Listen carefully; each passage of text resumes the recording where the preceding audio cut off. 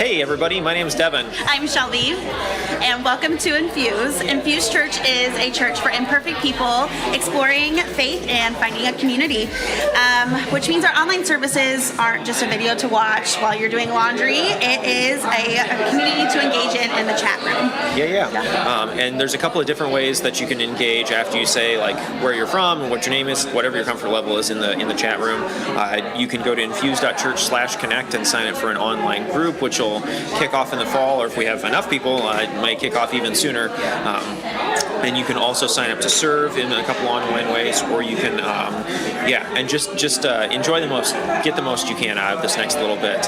Throw the cat off your lap, turn away from what the neighbors are doing in the backyard, whatever it is. Yes. But to start you out with a question, drop into the chat and answer this question. What are the top song or songs that you are really enjoying right now? What songs are you enjoying? So I'm really listening to Trust in God by Elevation Worship. I jammed out to that while getting ready today to get me prepared for today, and it's just a really great reminder. So it's a good song. You gotta listen to it. All right, so check that one out. It's 6 minutes long, so make sure you have 6 minutes. 6 minutes. Okay, you can do that on your next drive, wherever that is. We would say drive home from church, but y'all don't have a drive. It's great.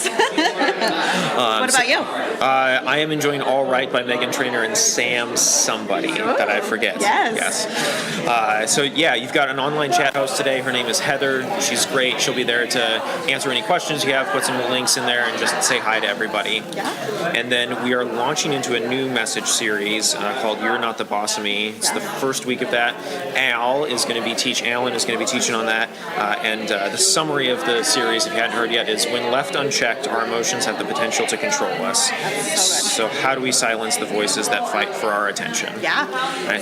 Go ahead. Yeah, we just have really exciting things going on this week today too. So Ryan, if you don't know Ryan, he's hosts on Sundays too. He is getting his pastoral license, or one of the tiers from that. So we're really excited to see what he's doing with that. And Taylor will tell us a little bit more about that too later on. Yeah. And then we'll talk a little bit more about VBS here in a little bit when we get up on stage during the service. But yeah, that's another opportunity to engage. Yeah. I screwed up the time, so we're going to hang out with you until they start singing. So at some point, they're going to yank us off the screen. Are we too short? No, I think we're too short. So you just get to see. You just going to hang out with us. I hope you're having a great day. Hope it's beautiful weather. It's beautiful weather here. Yes, it's been beautiful the last couple of days here. So we've been outside playing a lot. So that's good. Yeah. So hop in there, share your weather. If it's beautiful, do. If it's not beautiful, also do. We'll see you soon. Stand and sing with us this morning. I'm Britt, this is Becky and Brent.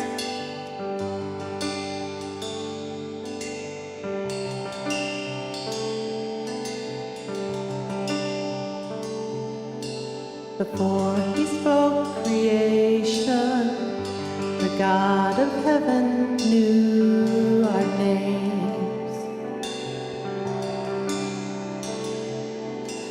Formed in his reflection, we are his glory on display.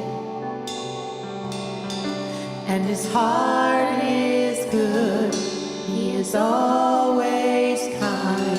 With the cross he proves he is on our side. We are the sons, we are the daughters of God. No matter where we go, we're close to the Father's heart. And though we stumble, he will not let us fall. We are the Lord's, and he will never forsake his own.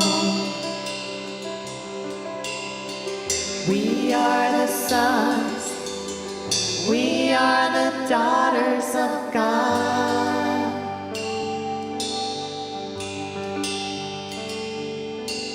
The love he lavished on us, he called us children of the King.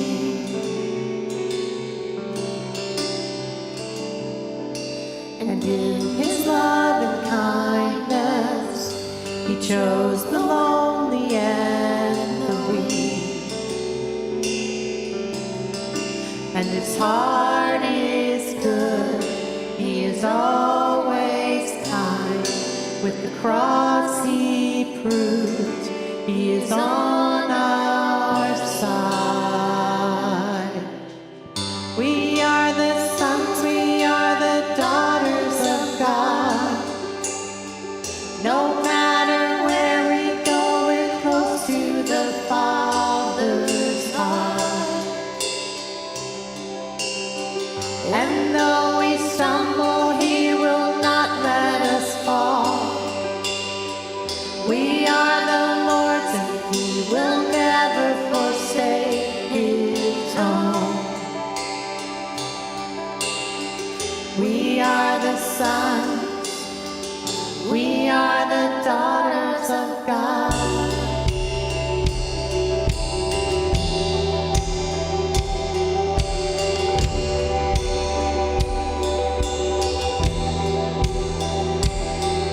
When the lies speak louder than the truth, remind me I belong to you. And when I can't see past the dark of night, remind me you're always by my side.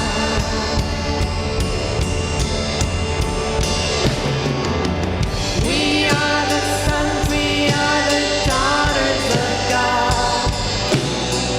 No matter where we go, we're close to the Father's heart.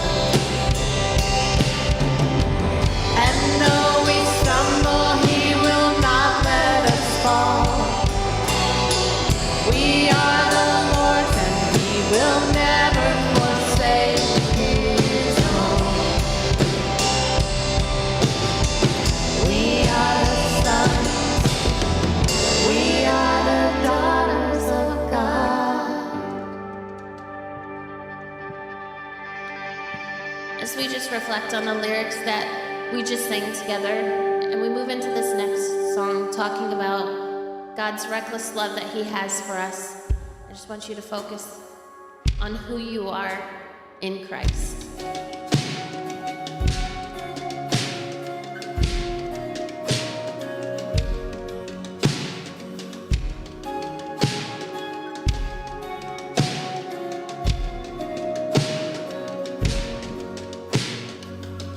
Before I spoke a word, you were singing over me.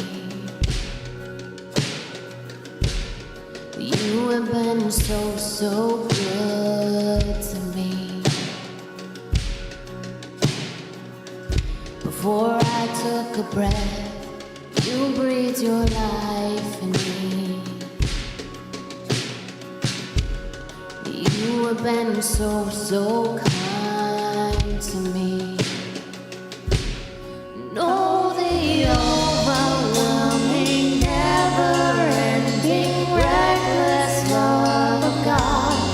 Oh, it chases me down, fights till I'm found, leaves the 99.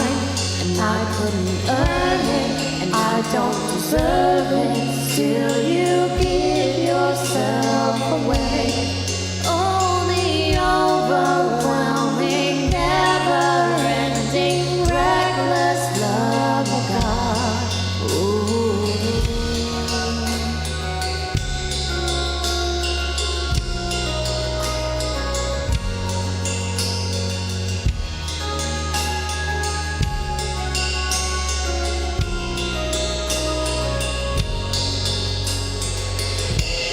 When I was your foe, still your love fought for me.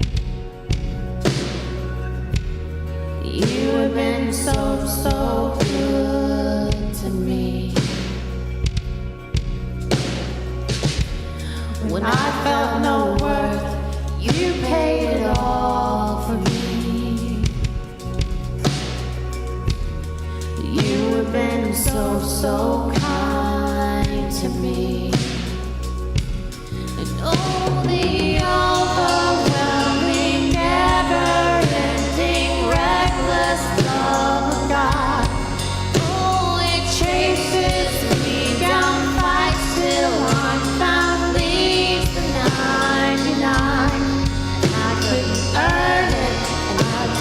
deserve it. Still you give yourself away. Oh, the overwhelming, never-ending, reckless love of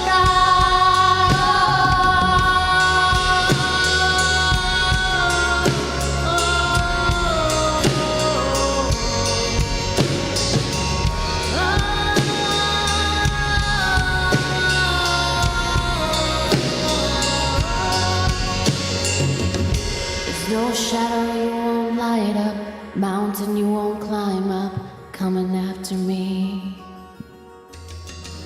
There's no wall you won't kick down, lie you won't tear down, coming after me. There's no shadow you won't light up, mountain you won't climb up, coming after me. There's no wall you won't kick down, lie you won't tear down, coming after me. There's no shadow you won't light up, mountain you won't climb up, coming after me. There's no wall you won't kick down, lie you won't tear down, coming after me. There's no shadow you won't light up, mountain you won't climb up, coming after me. There's no wall you won't kick down, lie you won't tear down, coming after me. Oh, the overwhelming, never-ending, reckless love of God.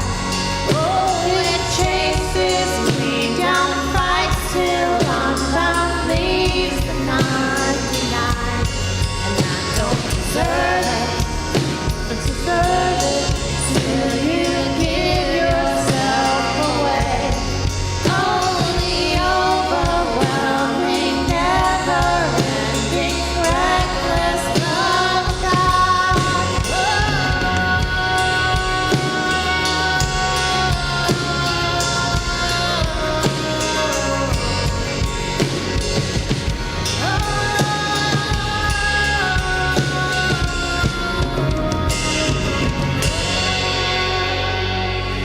You'll bow your heads and pray with me.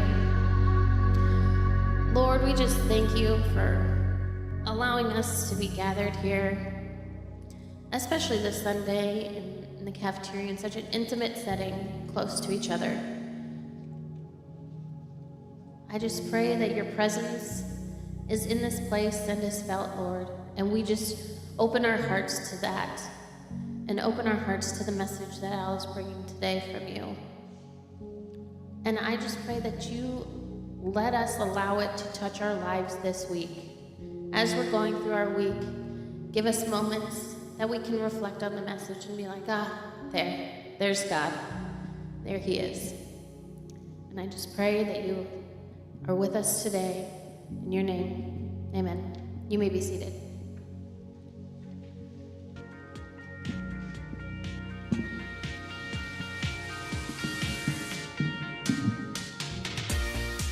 Hello, welcome to Infuse Church. My name is Stephanie, and we're really glad you are here today. Infuse is a church for imperfect people to explore faith and find community. No matter where you've been, what you've done, or your experience with church in the past, we pray today will help you take a step forward in a new direction. If it's your first time today, we'd love to connect with you. If you're in person, say hello to our first-time guest host standing by the first-time banner in the hallway. Not only are they super friendly, but they have a free gift for you. How much better could it get? If you're joining us online for the first time, fill out our online connection card because we'd love to reach out and say hello to you too. If you've come prepared to give today, there are 3 ways to do that. 1, you can give in person at the table in the back of the gym.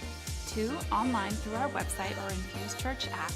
And 3, mail to the address on your screen. Thank you for your generosity. To stay up to date with what's happening at Infuse Church and discover ways to make Infuse your church home, subscribe to our amazing weekly email by going to the address on your screen. Follow us on social media, and most importantly, download the Infuse Church app. Thank you again for joining us.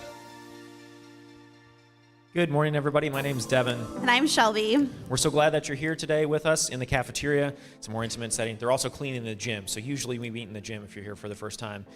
So there's a little bit more space, but this is fun too. Yeah, it's super fun. We've got 4 things to tell you today as a kind of preface for the rest of everything, and Shelby's going to lead us off with number 1. Yes, the first thing you need to know is we're starting a new series called You're Not the Boss of Me, which I'm pretty sure my son helped pick the name. Yes, so this week we're talking about how emotions, or the entire service we're talking about how emotions control us. So stick around with us for the next 3 weeks. We're super excited about this. Yeah. Second thing we want to talk about is, yes, we have a new, sorry, I forgot it. It's terrible. We are going to have a new pastor licensing, so there's a couple of different things that you can do along the way if you're called to ministry, and there's a licensing process. There's some studying that goes with that, and Ryan and Melinda have been with us here at Infuse for quite a while. 2 years. He's given me the 2. Long time. 2 years. They are moving soon, so we're going to sadly say goodbye, but we're also happy to see them go because they're going to go do great things, spreading God's word, spreading God's kingdom, and Ryan's getting a new pastor license today, so we're going to celebrate at the end. Woo! Yeah. Yes, we're excited. It's awesome. Cool. Awesome. And then the other thing that you guys need to know, Vacation Bible School is July 24th to the 27th right here in the Tiffin Elementary School. It's not too late to sign up your kiddos, your cousins, your friends, your neighborhood kids. So you can sign that up at the infuse.church/events. If you're wanting to serve for VBS, there is a sheet out in the foyer at the welcome table where you can get signed up for that, and Caitlin and Adrian will reach out to you on your positions. Yeah. And the best way to invite somebody is to say, hey, I'm going to VBS. Do you want to come along with me? Yes. Do you want to ride with me? Yes. Yeah. And right here we have some great feedback from last year. So definitely take a peek at that. I've heard it's a really fun time. So Yeah. Last thing that we want to do is every week we try to celebrate what people are doing, how their lives are being changed through serving, through giving, and how they're changing other people's lives. And this week we've got a story.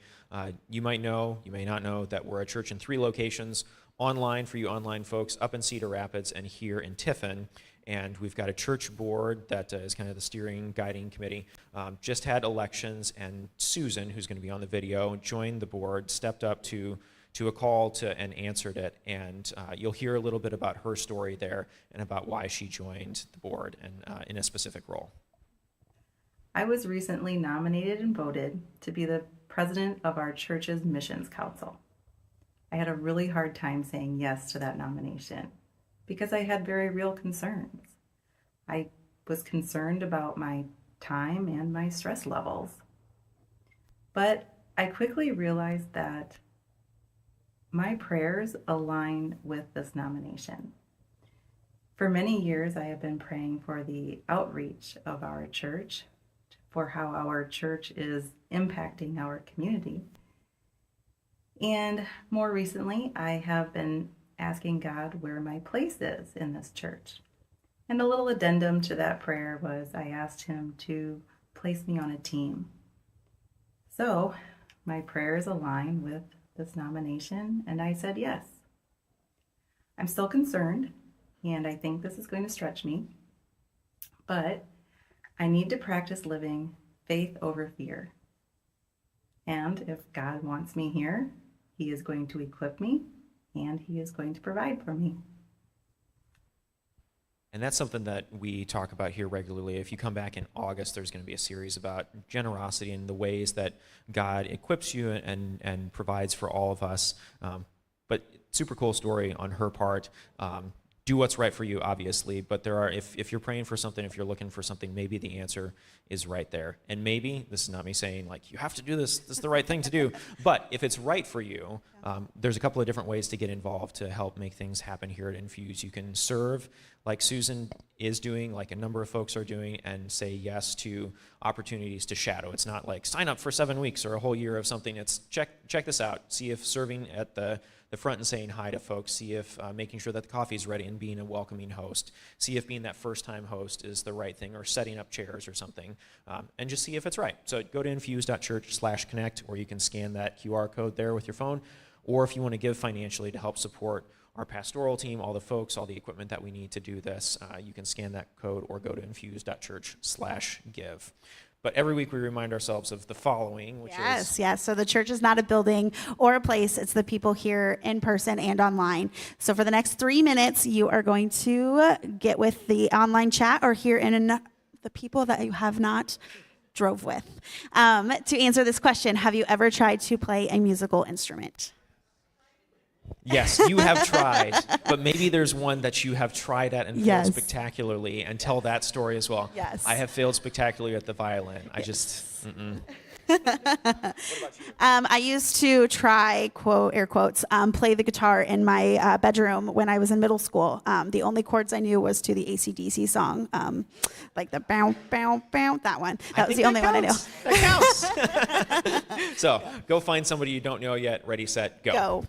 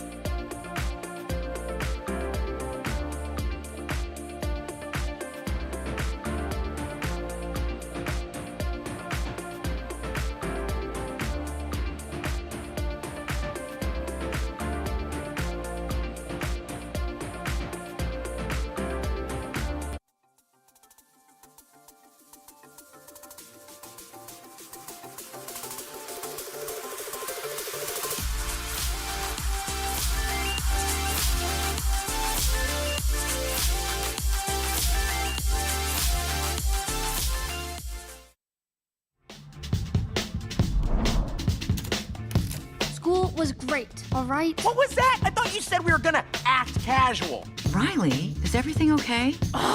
Sir, she just rolled her eyes at us. All right, make a show of force. I don't want to have to put the foot down. No, not the foot. Riley, I do not like this new attitude. Oh, I'll show you attitude, old No, man. no, breathe. What is your problem? Just leave me alone. Sir, reporting high levels of sass. Take it to DEFCON 2. DEFCON 2. I don't know where this disrespectful attitude came from. You want a piece of this, Pops? Yeah, well, look. Prepare the foot. Keys to safety position. Ready to launch on your command, sir. Just shut up! Fire! That's it. Go to your room. The foot is down. The foot is down. Good job, gentlemen. That could have been a disaster. You gotta love those. That's the anger. Hey, anger. In this movie, it's interesting to me that the father seems to have anger in charge, whereas the mother seems to have an equal counsel. Like, listen to all of them. Is that true? Is that really? You think maybe? Oh, it could be. I'm not arguing. It could be. Hey, my name is Alan Nichols, and I am actually from Cedar Rapids area, and from that church. Everybody calls me Al, so you're welcome to do so as well. I am on the teaching communication team, and I am also on the church board. Now, some of you who know me voted for me, and I just want to let you know you're crazy. I don't know what you're thinking, but okay. So anything happens, your fault. The rest of these people didn't know me. They're innocent, all right? So, hey, I'm really happy to be here, though, and we are here today in cafeteria. I got here a little early and saw what was going on, and I just want you to know that there are a lot of people here that might be considered underdogs in the sense that they don't necessarily get a lot of recognition, but they do a lot of work. So my thanks to all of you who come here early each and every Sunday and do this setup and everything and tear down and all that work. Thank you very much for all the work that you guys do in the background. Yeah, well, I want to talk a little bit this morning about a situation that's very familiar with all of us, and not just a situation, but an emotion. Anger, right? I mean, we all get angry. I get angry, you get angry, you all do.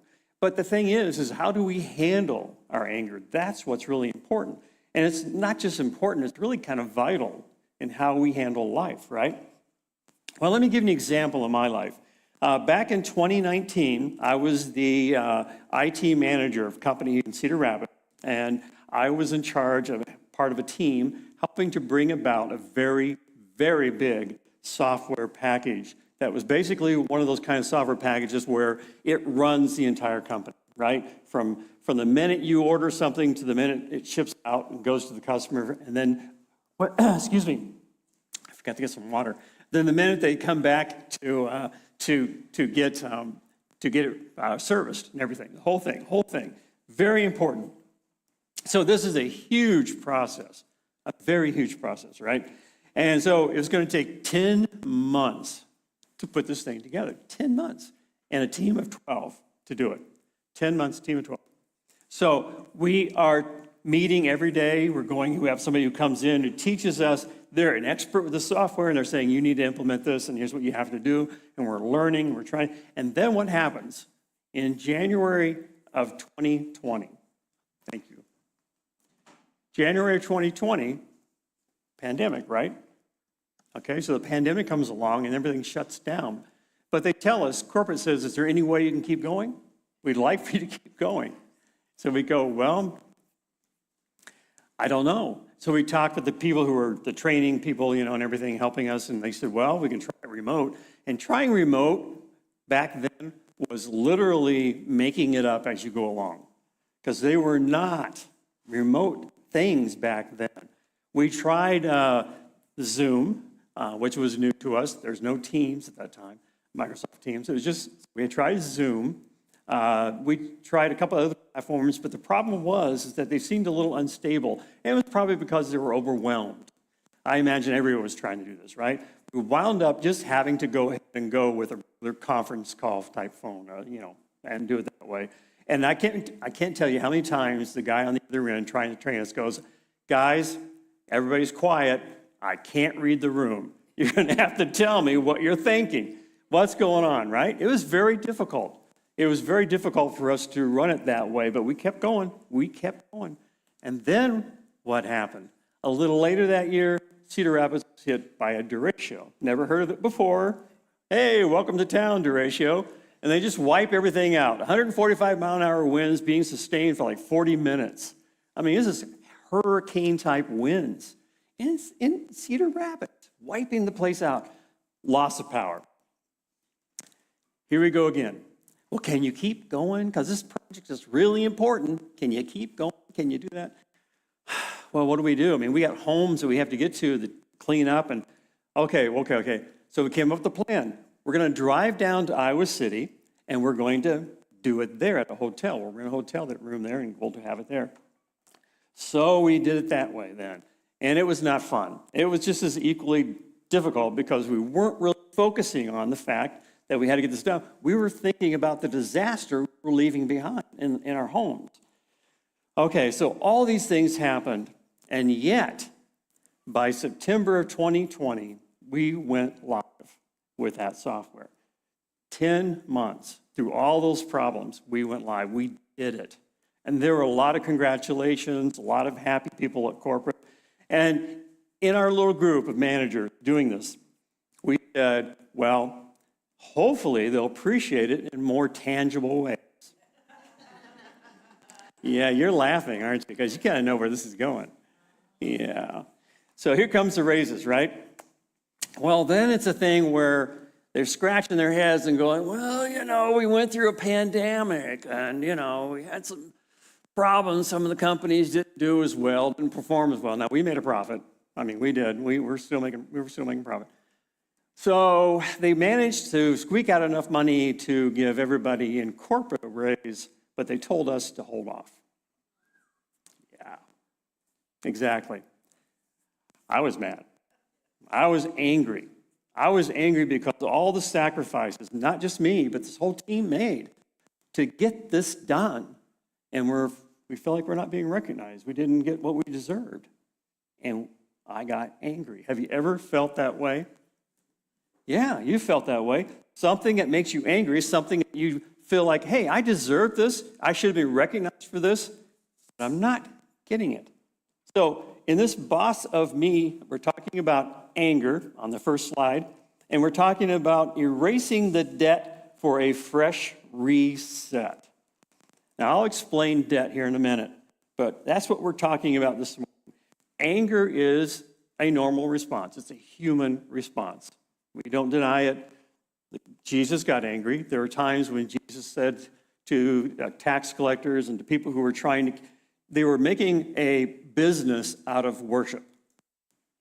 And Jesus got angry. You don't make a business out of worship. Worship is free. Worship is for everyone, right? Righteous anger. Many times, however, we don't experience a righteous anger. Many times, instead, we wind up getting angry for other things. Like, for example, on the next slide, what makes us angry? Being excluded from something we deserve. I thought I deserved that raise. So do these people around me. They deserved to have that. Come on, guys, wake up.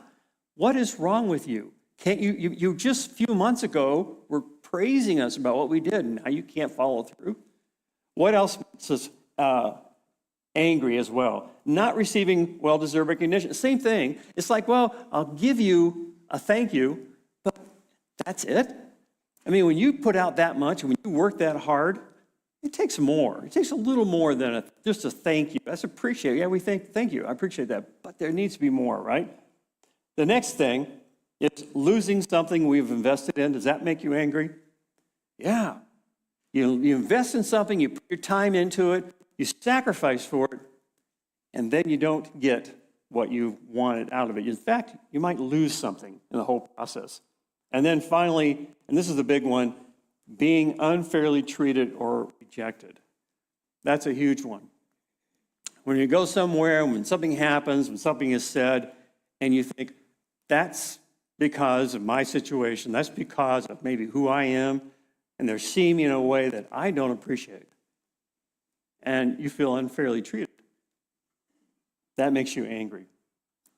Well, in simple terms, the next slide, in simple terms, our anger creates a sense of you owe me. That's how I felt with my company. You owe me. I did this. I stepped up. We worked through all these problems. You owe me. And when you owe me, it means you have created a debt. You now have created a debt for you that you have to pay. And it causes anger. And anger, even though we know it's not healthy for us, is a real emotion. It's hard to deal with in these situations. So a debt is created and it has to be paid. It has to be paid. There's no way around it. That's the way debt works. So as long as the debt remains, what happens? We remain angry. It's still there. It's still on the books. I still remember it. Yeah, I'm angry about it because of that. So how do we handle this problem of anger? What do we do with it? Well, maybe there's some things you can do in the next slide here. It's a few of us don't even hold back. We just let it go, right? Hulk smash. And you know what happens in Hulk smash? It's just a mess, right? It's just kicking over things, knocking things down. It's hurting. It's not helpful. It just hurts. It creates more problems, right? Anger can do that, right? Anger can create more problems. The next thing is we can try holding it in for a while, but boy, we're a ticking time bomb, aren't we? And then here comes the Hulk. We're back at it again. Hulk smash! And everybody has to get out of the way, like, oh, look out, yeah! And they're all yelling, because you blew your stack, okay? Not very effective because it actually causes more problems. And then the last thing is we might have distractions. For example, we might do a hobby, or we might have some exercise thing that we do. Now, I don't list those two together because I don't see where exercising is a hobby. Can somebody explain that to me? I don't know what that means. Okay. Now, so anyway, something that distracts us, right? And that's okay. That's a healthy thing. We can do that, and that's be a good way to deal with some of our anger. But the problem is, if we don't resolve the anger, it's still there when we get back, right? It can still be there. And we can feel better about it, and that helps. But some of the anger can still be there. The debt hasn't gone away. That's the problem. The debt has not gone away. So the question then is how well does this type of anger management work? Well, it's temporary. That's what it feels like to me. It's temporary. I've tried these things, except for the exercise, and it's very temporary. It doesn't help me that much. And I get frustrated. In fact, I get angry about this not working because, I want something that works. I think maybe you do too. So there is another problem with anger that we need to talk about. And that is, in the next slide, some anger we have runs deeper, really deep. For example, the passing of a loved one. I lost a very good friend in college in an accident. And for a long time, I was angry with God. Why did this happen? It's just, I only had this short amount of time. And I felt like a brother. He felt like my brother. And now he's gone? How does that make sense? For a while, I was angry about that. When somebody walks away from a relationship, maybe a mom or a dad decides, nope, it's time to leave, that can create a lot of anger. When trust is broken, when you have a friendship developing and you're trusting, you're saying things, the next thing you know, something comes back to you and there's no way it could have been heard any other way. And that trust is broken. And maybe you've been involved in a violent event. Maybe you've had a violent background in your life and in part of your story, and that creates anger, a deep anger. These are things that create a debt so large it seems impossible to pay. And those are the tough ones. Those are the really tough ones. And we've all been there. If you've been around in life long enough, you've had these kind of problems, these types of angers. So, according to the teaching of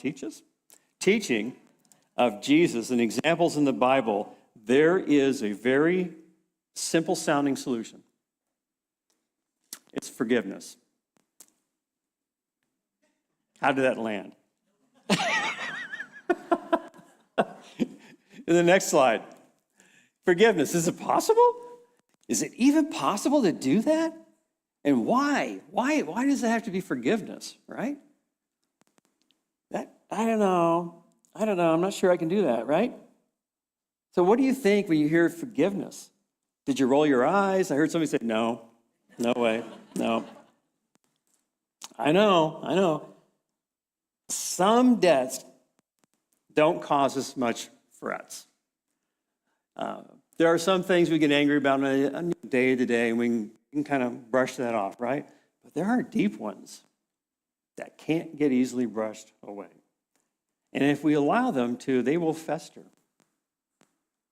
So those are the debts that we want to talk about and spend a little more time on. Going to the next slide. Letting go, and this is why we wonder this is the things we say, I can't forgive, right? And one of those things is letting go is like letting them off the hook, right? They deserve my anger. I'm right, they're wrong. They know they're wrong. And they need to be the ones to ask for forgiveness. Okay? So I might consider forgiveness if they came and begged me. Maybe. I make them beg for a while. Maybe twice. Okay? And they have to throw in a gift card. And then the next one, forgiveness might be nice, but how? I mean, I'm not necessarily happy about this anger, this hurt, but how does that work? And then you might fall in the last category, fourth category. I tried forgiveness, but the old feelings keep coming back. The memories keep coming back. It's difficult to move on, even though I may want to forgive. Well, you might understand very easily if you read the Bible that forgiveness is very, very essential in our Christian faith and our walk with Jesus. And in fact, Jesus himself knew all about brokenness. He knew all about anger. He knew all about all the emotions that we have because he was human. Yes, he was God, but he was human. He limited himself into us, into who we are. And he experienced the brokenness of this world. Jesus experienced it firsthand, didn't he? He experienced the anger of people towards him for what he was doing and trying to accomplish. Well, another person who also experienced that kind of thing was Paul. He was one of the apostles, wrote a lot of the New Testament. He also experienced the brokenness of this world. In fact, on many occasions, Paul was beaten. He was arrested. He was imprisoned, beaten some more. He was thrown out of towns. He was arrested unjustly, expedited finally to Rome, where he waited for a trial for a year. And the thing is that everything he was saying, everything he was trying to do about Jesus, a lot of the people looked at him as though he was in a cult. Now, how do you feel about cults? Yeah, so that's craziness. Somebody died and rose again. Right. Yeah. And so he was not in a position where he was well received. He had a lot of reason to be angry, right? I mean, he was treated unfairly, unjust. He was trying to help people. But yet, here he was in prison. And yet, when you read the letters that Paul wrote in the New Testament, there's no sense of anger. There's no sense of bitterness. How is that possible? Well, Paul wrote a letter, and we call it Ephesians. And in the next slide, Ephesians 4:31, he wrote this. He said, "Get rid of all bitterness, rage, and anger, brawling and slander, along with every form of malice." Okay, now if anybody else wrote that, I'd say they're crazy. But Paul's writing it. Paul's experienced these things, so I guess I'm willing to listen to what Paul's trying to tell me. I mean, it sounds good. Get rid of it?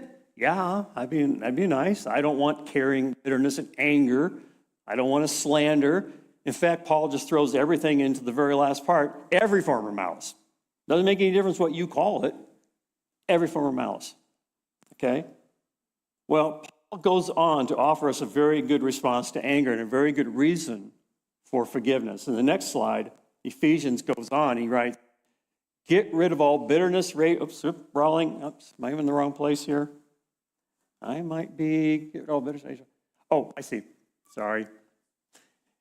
"Get rid of all bitterness, rage, and anger, brawling and slander, along with every form of malice." And then this is what he adds here that I want to bring out next. Be kind and compassionate to one another, forgiving each other, just as Christ God forgave you. Now, this is the meat of what Paul was trying to say, what Paul was teaching us and telling us. What Paul is saying is how he deals with anger that he experiences in his life by this debt that he feels, that we all feel, is by taking our eyes off of the debt. By taking our eyes off of the debt that we feel owed to us, and by extending kindness and compassion to everyone, even those who have wronged us. Forgiveness enables us to be kind, to be compassionate to people who should owe us. Why? Because God gave us of our debt of sin. Paul knew where he came from. Paul understood his fall in the eyes of God, understood that he was not measuring up. And God, in his grace and his love, reached out to Paul and said, Paul, stop. And Paul accepted forgiveness from God. Paul accepted God's forgiveness to him. So our best works that we do may be appreciated by other people, but they don't measure up to the holiness of God. The only acceptable payment for our heavy debt of sin is the payment made by Jesus' death on the cross. Even though Jesus was without any fault or blame, he paid our debt. And so Paul's looking at this and saying, you know what? This stuff I'm going through right now, I don't like it. I don't want it. But I refuse to hold on to anger, because even though Jesus had every right to be angry, refused to be angry, and instead offered forgiveness. And that forgiveness is salvation. That forgiveness allows us to move forward in a whole new way with God, in a way we couldn't, impossible before.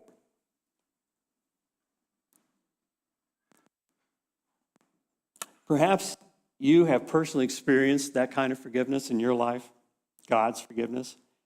I did back whenever I decided to accept this gift of forgiveness based on the death and resurrection of Jesus. And it felt to me, I remember that, it felt to me like a weight lifted from me. And I experienced a joy of feeling of like a fresh start, like a new day. And people will come up to me and look at me and go, there's like a light in your eyes. And that's how I felt. It was like a light shining out of me, the light of God, of forgiveness.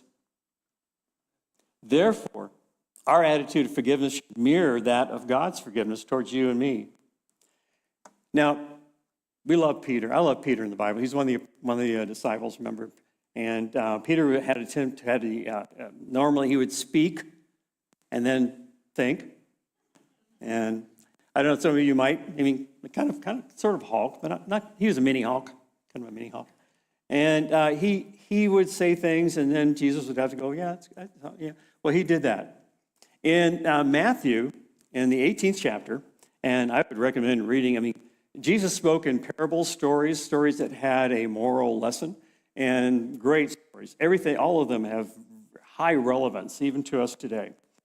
So Jesus is going to speak in a parable, but here, first of all, Peter is going to get bold, and he's going to come before Jesus, and he's going to say to Jesus, hey, Jesus, he has a question for him. If we go to the next slide, what is Jesus, this is what Peter's question is.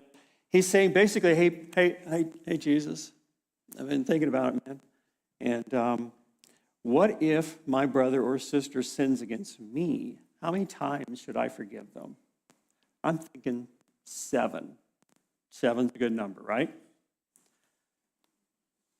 Come on, 7's a good number, right? 7 is, right? You and me, we'd go, okay, hey, I need you to go pick up the kids from school. I'm at work and I can't get out, blah, blah, blah. Okay, thanks. And then, you're in the meeting and ring, ring, ring, sorry, ring, ring, sorry. Yeah, what happened? What's the matter? Hey, your kid is still here.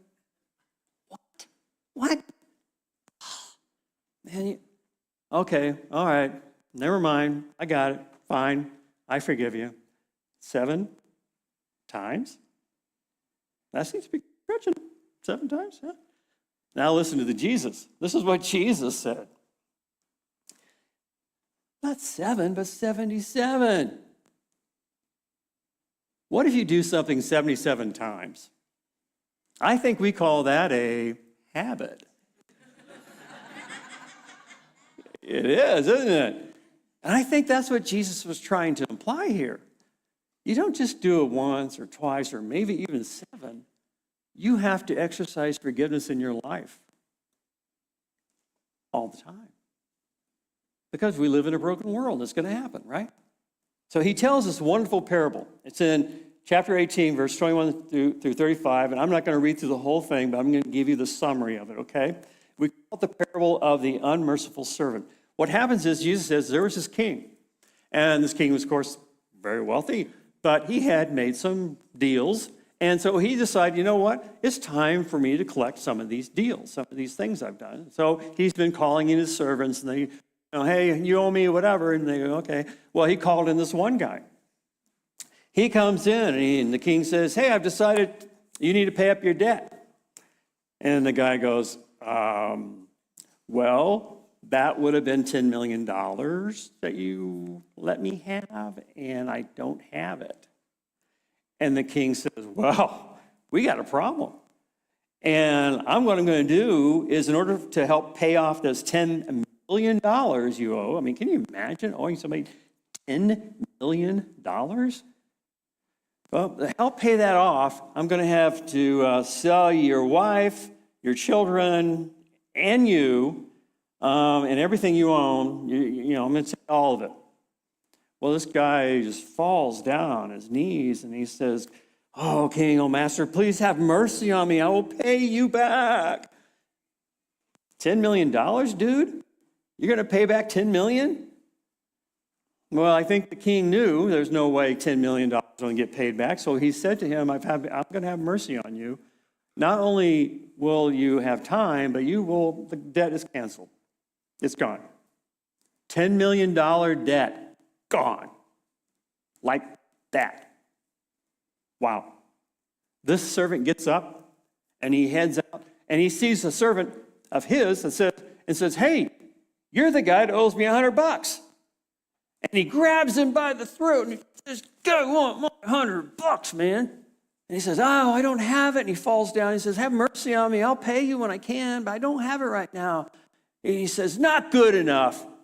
And he says, you're going to go to the pauper's prison and you're going to work until you get that $100 back to me. Well, the king's servant heard all this. They go back to the king and they tell him, and the king says, bring the guy back in here. So he brings the guy back in here and he says, did I hear right? I forgave you $10 million and somebody you know owes you $100 and you wouldn't forgive them? I would think after I forgave you that much debt, you would be willing to forgive them and have mercy on them too. Therefore, you are a wicked servant.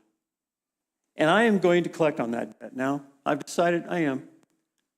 And I'm going to have you thrown into prison and tortured until you can pay it up. And Jesus said, this is the way our God treats those who have no mercy and who will not forgive. These are harsh words. These are serious words because Jesus is making a very strong point here. Forgiveness is a cornerstone of your faith. You can't carry anger and bitterness. You weren't designed for that. You can't do it. You have to let it go. And as God has let go of our debt, you let go of others who owe you a debt. So what comes down to in the next slide is that forgiveness is a decision. Now we want to feel something, right? Anger causes feeling. Anger is a feeling. We want to feel something, but really, in a lot of things in life that we do, there is a decision that's made, not a feeling. and we move from that decision. So the decision has to be made that this is the right thing to do, this is good for me, I will use forgiveness. Well, the first thing you need to do is identify who you're angry with. A lot of people sometimes go walking around there angry, but they don't really know why. Have you ever done that sometimes? You ever wake up in the morning, why do I feel angry? Why do I feel tense? Why am I always kind of on edge? It might be there's something going on in the background. It might be something you remember right away, or it might be something that you've suppressed, something that you've tried to push back in the shadows. But you need to identify that. You need to bring it out in the open. You need to figure it out. Then you need to determine what it is that they owe you. What do you feel that this person owes you? And then you have to decide to cancel the debt completely. And then you get to celebrate your freedom because you are free. And the great thing about following Jesus is that you can ask God for help and healing, and He will walk you through the process. He did it with me. When I lost that friend of mine, it took a time of healing, and I had to continually weep, if you will, before God about this and deal with it and ask that He help me understand, help me deal with this anger that I had. And it took me a long time. It was a learning process. But the good thing is I did not give up on it. If we hold out and wait to be paid back for wrongs that have been done to us, we are the ones who pay. A lot of people don't even know that you're angry with them. A lot of people may not even know that they owe you an apology, don't care, some. We will wind up paying for it physically, emotionally, mentally, spiritually. If, on the other hand, we cancel debts owed to us, we are free. I am free of my anger and my bitterness towards God for the loss of my friend. I'm free of that. I don't carry that around anymore. And it feels good. Am I still missing my friend? Of course I cherish the memories that I have of him and the time we spent together and all that. That was awesome. But I'm free of that. Can you imagine then a world where you could be free from anger? Would it be a better life? Are you willing to cancel the debt and be free?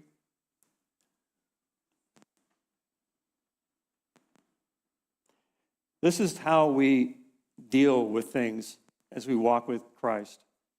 We face the reality of it, and we allow God to bring healing because He cares about you.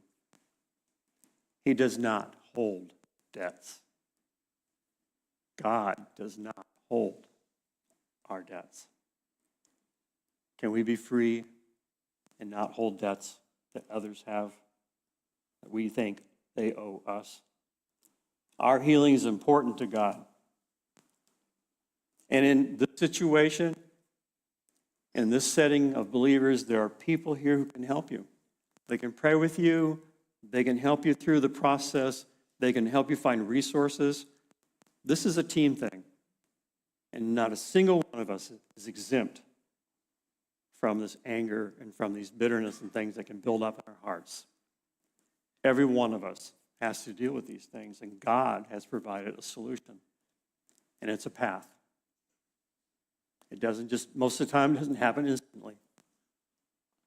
The power of God works in the life of those who allow forgiveness. Let me have a quick prayer right now with you. Jesus, I want to thank you for the fact that although you are the Son of God, went through all types of situations where people, even though you were doing nothing but good, nothing but helpful, nothing but kindness and love, were out to get you, didn't trust you, and yet you didn't repay evil with evil or anger with anger. You repaid it with love. The kind of love that stretches your arms out on a cross. that offers forgiveness to all because you were the perfect sacrifice who did no evil. You owed no debt, and you were not in debt to anyone. You were free. And now you're offering that same gift of forgiveness to us free. I just pray that you'll help each and every one here who is struggling with something that has been on their hearts for a while, and I know your great love reaches out and touches us. So guide and direct and help and bring healing. And the first thing, Lord, help us make that first decision. I need to let this go. I need to cancel my debt. We thank you for all you're doing and helping and the way you're working in lives. And I give you all the glory and praise for the way you've helped me in my life in every step of the way. You never gave up. A lot of times I pushed back on you, but you never quit loving me. You continue to work with me and through the people that surrounded me with prayer and kindness. So thank you. Allow me to do that with anyone here, Lord, as well, if that's your will. Thank you for these people, for their time, for what they're doing and listening. And we just give you the praise and glory for all that you're doing. Amen. Amen. Hello. Thanks, Al. We're going to take a quick second here before we wrap up service to celebrate another way that God can transform our lives, certainly through forgiveness of debt and through anger, but also through calling and putting on our hearts what our next step is and what our new direction is. And that can take a lot of different forms. Our vision statement as a church is to create space for you, like you and you and you and you and you, to grow your gifts and become a Christ-like leader. And how we lead and how God calls us to lead and influence others can look very different. That can look as investing in the next generation in our kids area. That can look clicking slides in the back on a Sunday morning.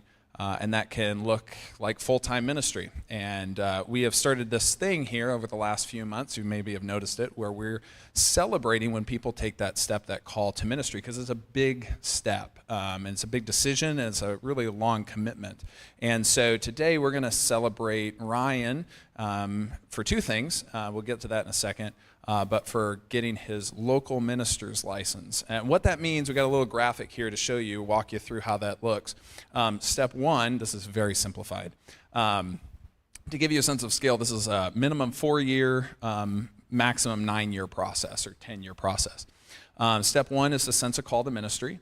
And then to share that call. And then step two is to get your learner's permit. Like in Iowa at 14, you can get your learner's permit. You know, you can't drive alone, but you can drive with somebody.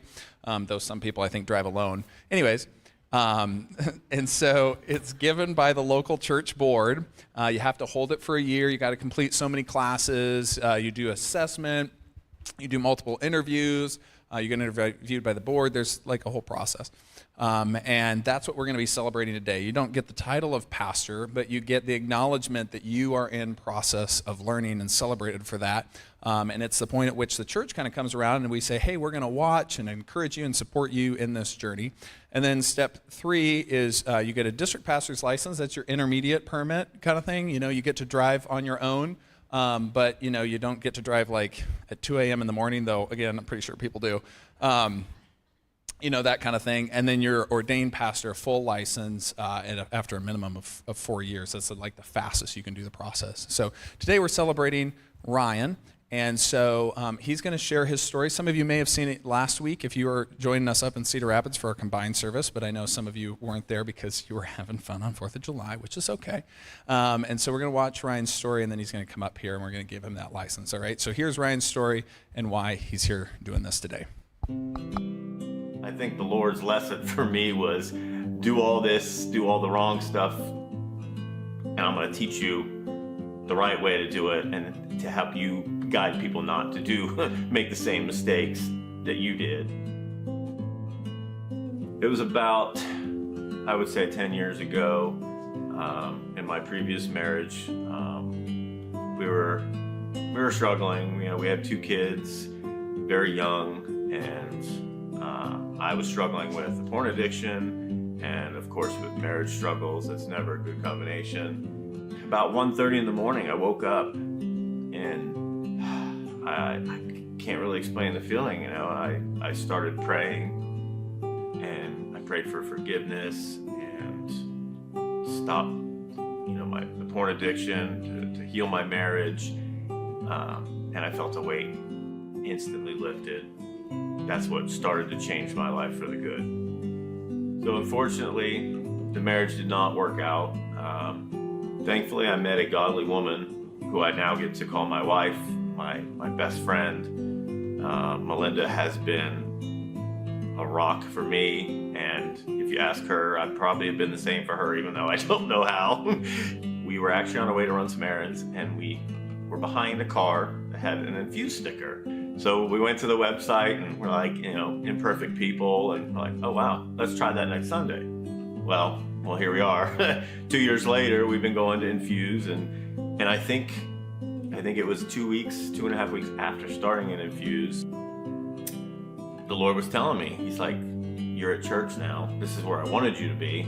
And when he got me to a church that I felt like it was my home church, that's when he opened up that call and got louder and told me, you know, teaching and being in front of people and sharing your story, your gospel, and the gospel is what you need to do. I don't know, you know, it's harder to explain a feeling to somebody, but, you know, if you ever get that tightness in your chest and just you kind of get a thought out of nowhere that, you know, you weren't praying, you weren't doing this or that, that's God talking to you, and that's how I knew to listen, and I'm sure glad I did. So on top of taking classes at Nazarene Bible College online, I've acquired my local ministry license, and will be putting in for my district license as soon as possible. And getting on stage and sharing a message is definitely a big part of my growth, and I look forward to sharing it with anybody and everybody that I can in the future. The relationship that has grown between me and the Lord has,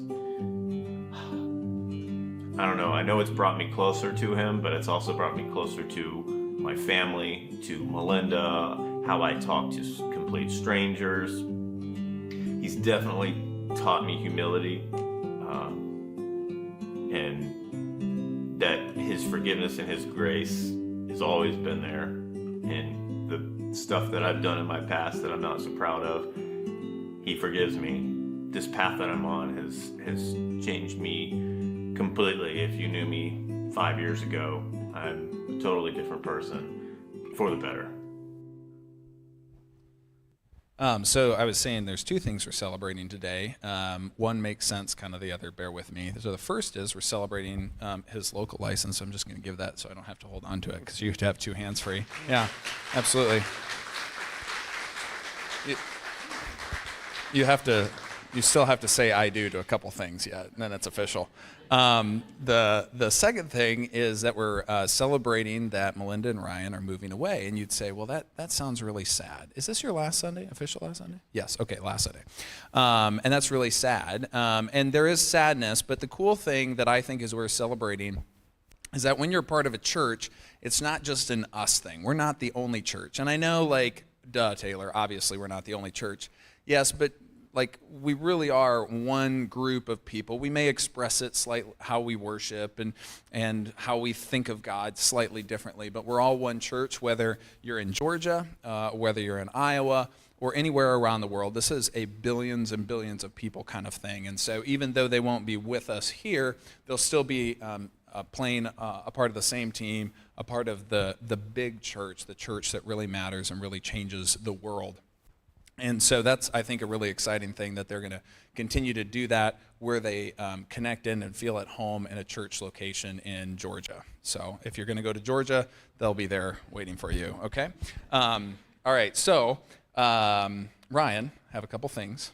First is that a local minister's license is granted by the church board upon the recommendation of the pastor, that's me, and requires yearly renewal. It marks the beginning of a process by which the church will observe and affirm the call of God that he has placed on your life. It is also time for you to discern and affirm your call to pastoral ministry through the course of study, service to the church, teaching, leading, and growing. As Paul said in Romans 12, therefore I urge you, brothers and sisters, in view of God's mercy, to offer your bodies as living sacrifices, holy and pleasing to God. This is your true and proper worship. Do not conform to the pattern of this world, but be transformed by the renewing of your mind. Then you will be able to test and approve what is God's will, his good, perfect, and pleasing will. So, do you, Ryan, accept your responsibility to serve God's church as a follower of Jesus, to love Jesus as he loves you, to learn, grow, and seek God's will for your life and future ministry? If so, say, I do. And do you accept your call that we as a church have accepted in your words? And do you continue to live out that call and seek it? And then if so, rescind it if it is not truly your call. And if you do accept it, to live that out as long. Heavenly Father, Lord, thank you for Ryan. Thank you for Melinda as they endeavor to affirm and continue to discern a big responsibility that you have put on their shoulders. This is something that we all take or need to take very seriously. It is a responsibility to speak into people's lives using your word, to build trust with people in your name, to love them as you have loved us with significant authority. Be there with them as they not only travel and move and settle in a new location to be with family and children, but as they continue the call you have placed on their hearts, and to bring that good news, that love that transforms debt into forgiveness, that transforms anger into joy, that love into their communities. Lord, help them to hold close what they have learned in the relationships that they have built here at Infuse, that they may carry that to new locations, that imperfect people would be welcomed, would be loved and brought into your kingdom. And Lord, we just pray and I just ask that as you're with him, you would help us to keep them in our prayers and encourage them, even from a distance, that we have an awesome opportunity and obligation to build your kingdom, to bring your love into the world, not just here in our local Iowa City community, Tiffin community, but into the world. And this is one of the ways that we get to do that. Help us to celebrate that, though we may be sad, that we can lift that up in prayer and also in joy. And we thank you for you being with us and for creating and transforming people's lives like Ryan, so that you can do a great work in this world. In your name I pray. Amen. All right. Good. Now Ryan's official. Yeah, okay, there we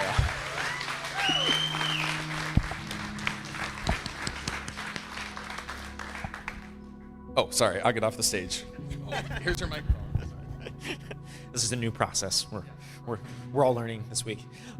So we're just here to talk about a couple of next steps if you're interested in things. And the first one we want to talk about is... Yes, if you feel like you're called in either ministry or serving here at Infuse, me and Devin will be up front. I'm sure Al and Pastor Taylor will be in the back. You guys can come and talk with us and see what that next step will be for you.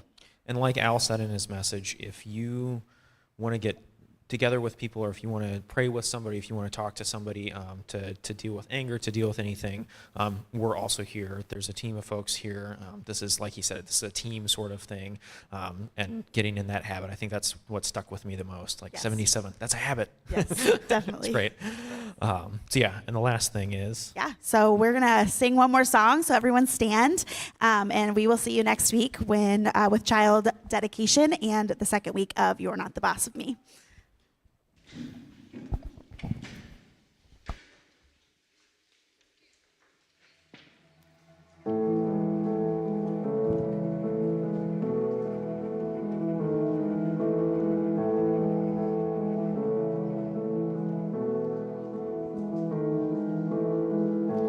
I am guilty, ashamed of what I've done, what I've become. These hands are dirty, I dare not lift them up to the Holy One.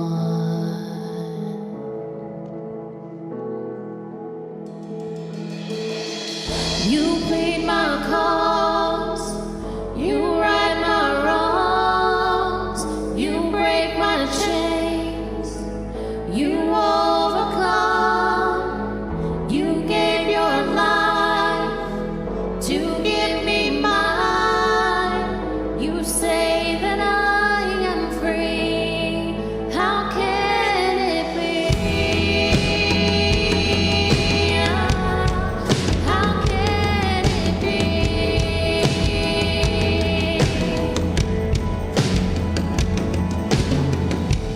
I've been hiding, afraid I've let you down. Inside I doubt that you still love me, but in your eyes there's only